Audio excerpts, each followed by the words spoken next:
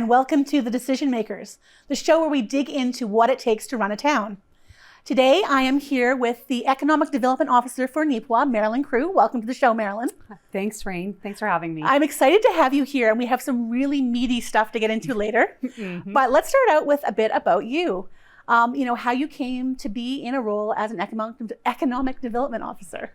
Well, it's very interesting when you talk to economic development officers. Very few of us decided in high school that this is what we wanted to do. So most people have a life journey. So I actually went to school for food service management. Oh, really? And worked at the Ontario Police College for 10 years in the kitchen there. So that was like part of my life journey. But anyway, I ended up, long story short, in a community futures office in Southern Ontario where I was living. And that's where I got my education certificate from University of Waterloo in economic development. And then I decided that I was more interested in municipal economic development than the community development that happens through a community futures office. So at the same time, my kids moved west.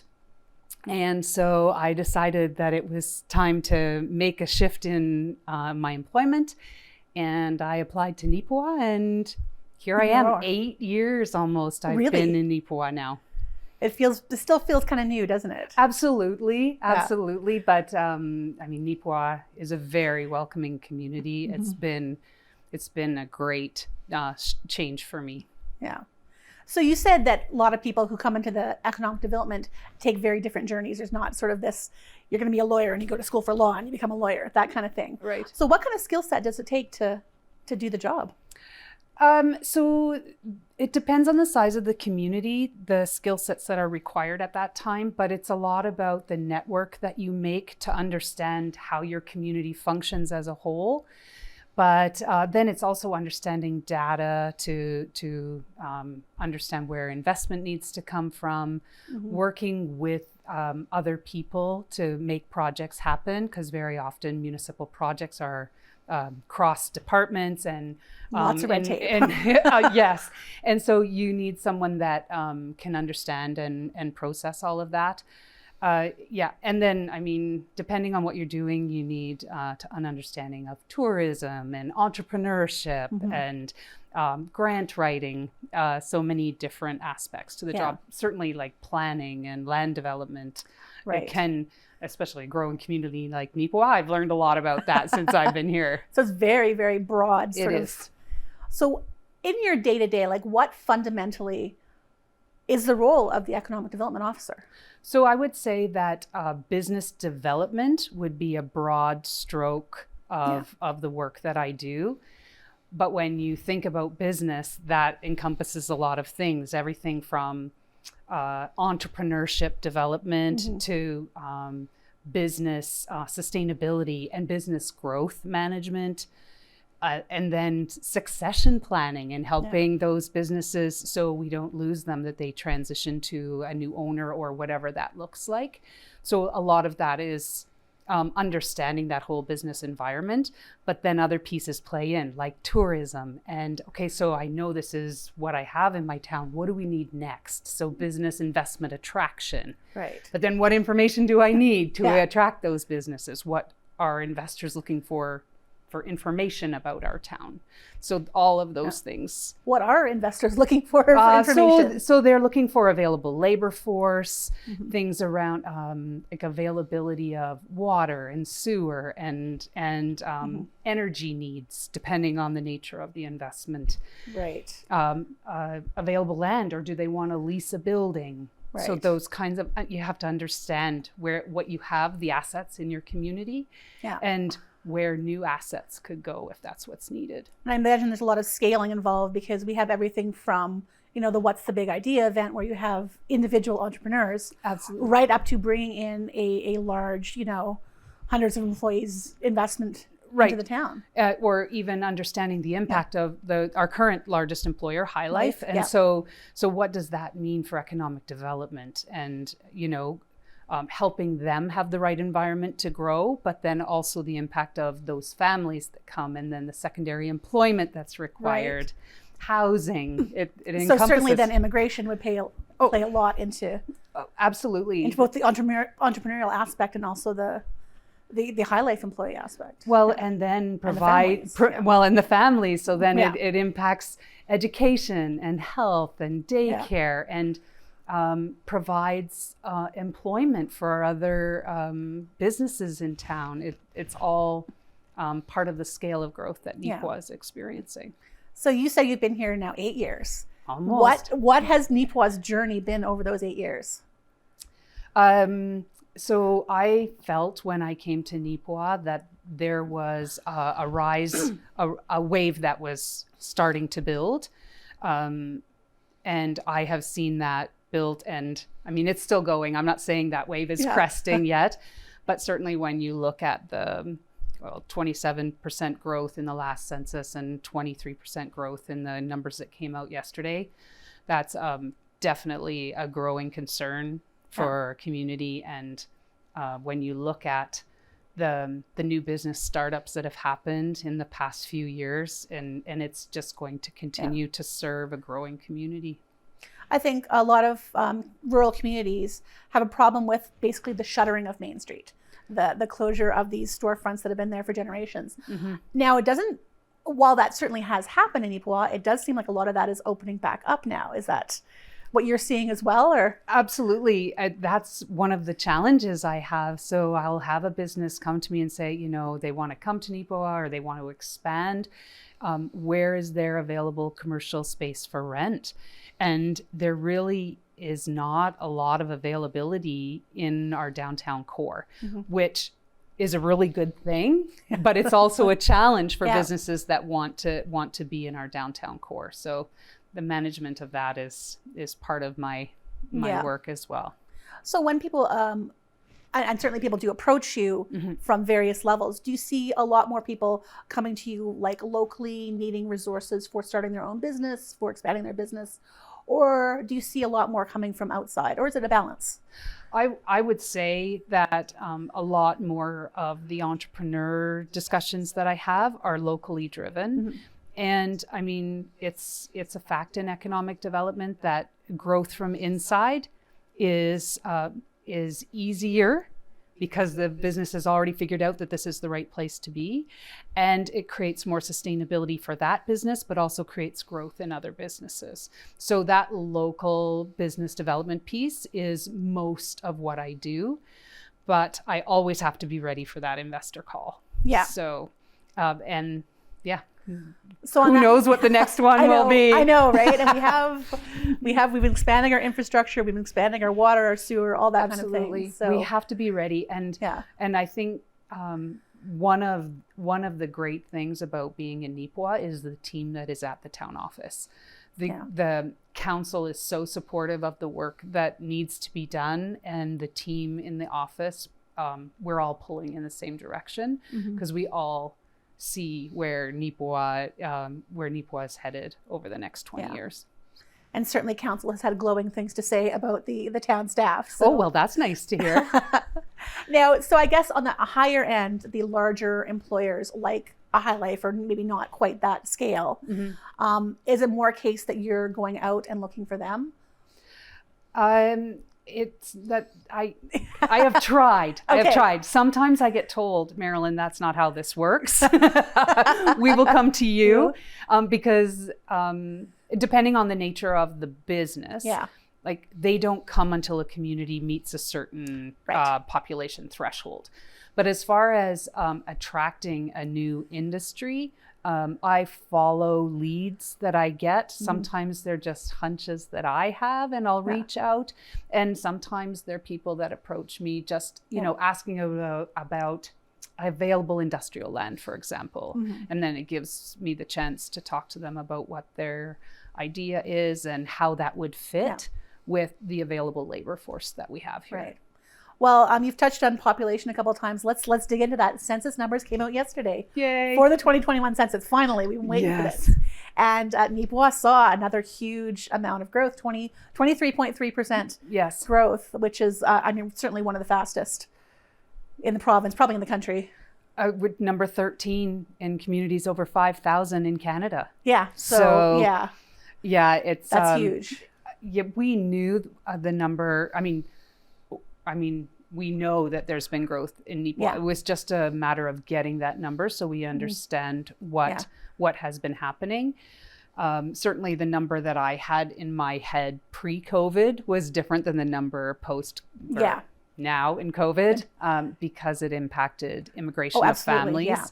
So if we hadn't had COVID, the number would have been higher. But I think the other thing that is going to happen is those families are still waiting to arrive.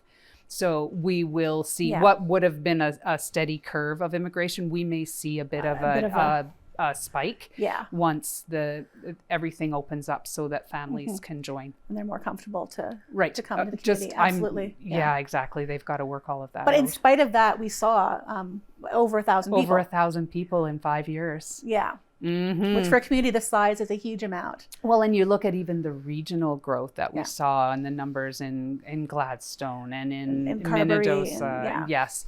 So it's certainly High Life's location here impacts not just the town of Neepawa. It's a regional impact. Absolutely. And so we're sitting at what, 5,685? 5,685. I'm going to burn that into my brain. Yes, I've been trying to do the same. And that's as of, about a year ago. So, what census was done May till July of last year. Yeah. So sort of. We already know that that High Life has brought in more employees since then. So and that's just the nature of census in a growing community. What can you do? Yeah. As soon as the numbers are released, they're already out of date. Yeah. But that's an important number to have because we can now give that to people. Right. And say, this is where we were at on this date. This is the amount of growth we've seen. And now we can say over the past 10 years. Right. Or 8 or 10 years, it's part of the story I get to tell now is that growth. It's sustained growth now, which is a thing. So sometimes in communities you will see like a new employer move in, for example, and there's like a little blip, but then it's a plateau again. And Neepawa has certainly seen sustained growth, which is important. I mean, I know Neepawa had a very steady population for a long time of about 3,400 people. Yes. For a long, long time, and then have suddenly seen this, not a doubling in size yet, but we're certainly on the way. We are well on the way to doubling for sure. Yeah. Now let's maybe talk about the other new, certainly going to be a huge employer coming into town, the new hospital. Yes. How do you think that is going to impact growth in Neepawa and industries in Neepawa? Right. So that's part of the research that's on my desk right now is the impact that double the size hospital in our community. What does that mean? Certainly, we know it's going to impact our housing. There's going to be continued pressure on housing over the next 5 years, and certainly demand for different types of housing when you look at the different types of positions that will be required to run a hospital. And then there's the support businesses that may want to be in Neepawa because we have that hospital. Right. And it may include things like additional senior services, for example, that I believe I will see an increase in inquiries around that. The other thing that I think will be important in Neepawa is any rural training that we can get to host here in Neepawa, perhaps around the LPN program or other support services, medical administrative courses. Right. I think will also be important for Neepawa. So that we can prepare our labor force for available jobs that are coming. And are those things that are kind of on the horizon right now that are being pursued? I'm working on it. Yeah. It's not that easy. No, of course, post-secondary doesn't necessarily, not that the building of the hospital is going to be quick, but post-secondary needs to be available to provide those trainings locally. And the one of the advantages of COVID has been we have a higher comfort level with remote learning. So I think that may allow us to do more training here for a program and do it virtually than would have been available 2 years ago. Because there isn't a training facility here. There isn't a dedicated satellite office. There is not. Colleges here. No, ACC was here and didn't think our location was sustainable. So, and there is not a lot of communities that have a remote satellite location. But I mean, I'm willing to talk to them about something temporary for the next 5 years even, right? Yeah. I'm not going to ask them for a 20-year commitment to be No, in Neepawa, but let's this negotiate and say, this you is know, what we're looking at 5 years down the line. right, what can we work out to maybe have a training facility here on a temporary basis? Now, what about other kind of satellite businesses when you see that increase in workforce, increase in housing?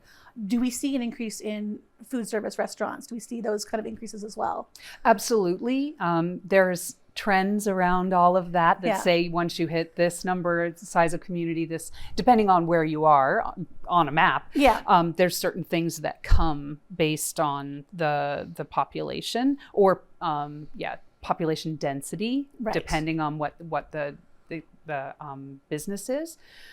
So absolutely, there is additional opportunity for food service, maybe other aspects of retail that we don't currently have. Mm-hmm. And I'm willing to pursue any one of Yeah. those to as long as but we want every business to be successful. Yeah. So, and I'll use Walmart because it's a thing, but Walmart would not be one of the things that I'm chasing because of the impact it would have on our base retail here. Yeah. And we're not big enough for a Walmart No, yet anyway. no. So just to stop any rumor that comes from that. We're close enough to two of them. We're fine. Yes, but and that's the thing that always happens. It's a balance between consumer demand, but also making a healthy competition. So, you know, I've heard of communities where there's one gas station and like another gas station council would never approve another gas station because you don't want competition. But I don't believe that. I believe that as long as the community is large enough to sustain it, healthy competition is good for business. Yeah. It's also good for consumers because then prices are more regulated. There's a balance there, and it does depend on the it's size all of your part of community. the economics of it all. Yeah, I mean this is why there's so much involved absolutely in planning this stuff. One of the things I've always been a little bit surprised we don't have more of, considering that, especially with the shift work at High Life, is over 24-hour late night businesses. Is that just a function of the size of our community, we can't sustain them?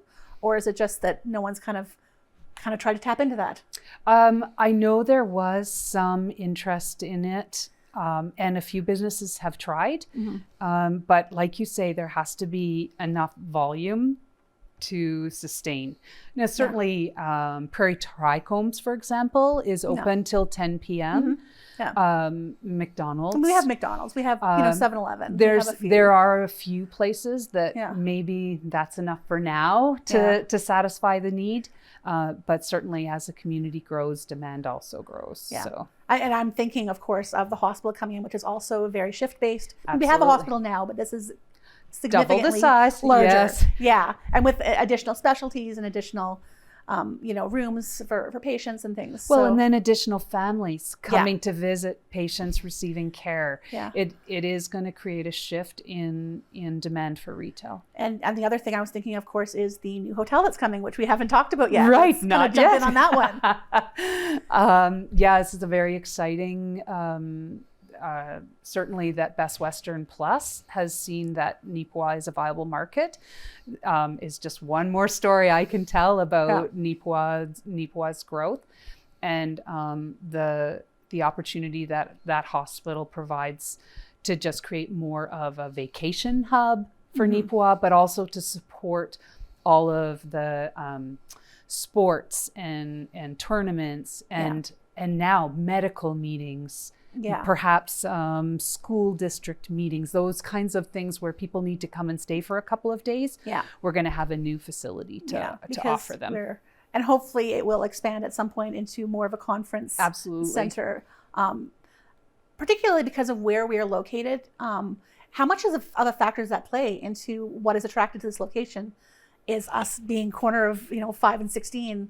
It's part of our good news story for sure. To be located on two PTHs is prime. Yeah. We get strong traffic running both east and west and north and south. So Yeah, it's good. It's part of the story. Yeah, and of course the hotel is right at that corner. It's right at that corner. It's going to be very visible, tall building, and it's going to then create demand to fill those other commercial properties that I have available there on what I call the former CN land. I think we all call it the former CN land. Yeah. And I was looking the other day, is there an actual name for that area? There is not. It has not been named. So, I mean, yeah, at the office, that's what we call it. People have tried to suggest that we call it, come up with some sort of cutesy name for it. But so if somebody knows what we should call put it out there. We need a name. Send me an email and we can stop calling it the former CN Until land. then, I think pretty much everyone in town just calls it the former CN land. For sure. But there is, so how much commercial property is left in there that hasn't? So the hotel has 3 lots. And so then I have 4 more north of the hotel property along Highway 5. Okay. But then I also have 4 kind of tucked in between where the RCMP and fire hall is, between there and McDonald's. Okay. There's 4 commercial lots in there. Yeah. Kind of like across the street from where the hotel is going to be. Yeah. So let's just talk about the CN land for a bit. Sure. The former CN property. Okay. When we say CN, this is what we're talking That's about. right. So what else has kind of gone in there? Because it's commercial, residential, and there's also the fire hall and the police station. It's truly, so when I first came here, the community consultation around the usage for that land had just happened. And the community request was for mixed use. And I believe that we've stayed true to that plan. So the 46 residential lots that went up for sale last spring, all sold. Yeah. The fire hall, now RCMP, that's happened. So it's a bit more of the institutional type buildings. Right. Then we have the multifamily, so the 24 suite apartment building, and now the townhouses being built. Right. And then there is all the commercial highway. Right. Which is the remaining 7 lots that I have. And then that will all be developed. Yeah, which is, it's amazing kind of to see it now, especially for those of us who, when I was in school, there were still trains running through there. There were still elevators standing there. So to see what it looks like now is kind of amazing. Well, it's certainly been an asset for Neepawa to have that parcel of land. I mean, it's took years to get the purchase. It didn't happen quickly. No. But many communities would be happy to have a 40-acre parcel of land in the middle of town to develop. Literally, yeah. And it's been a real, it's been an interesting experience to get it to this place, but it's exciting to see what's going to happen next there. Absolutely. What are some of the other developments that are sort of happening right now?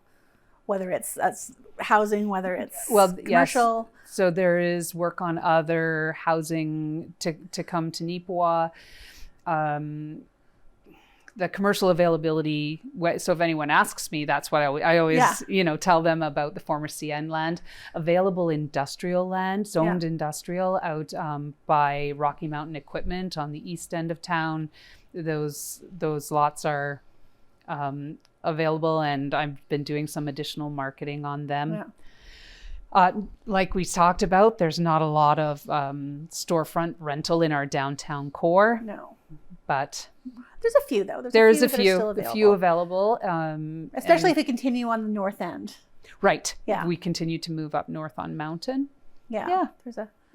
There's some options up there. But it's certainly, for me, it's easier to build from a place of growth than, like you mentioned, small towns that have shuttered downtown core, or they've shifted because they can't get any commercial in there. They've changed it to residential, and then it's very difficult to get it back.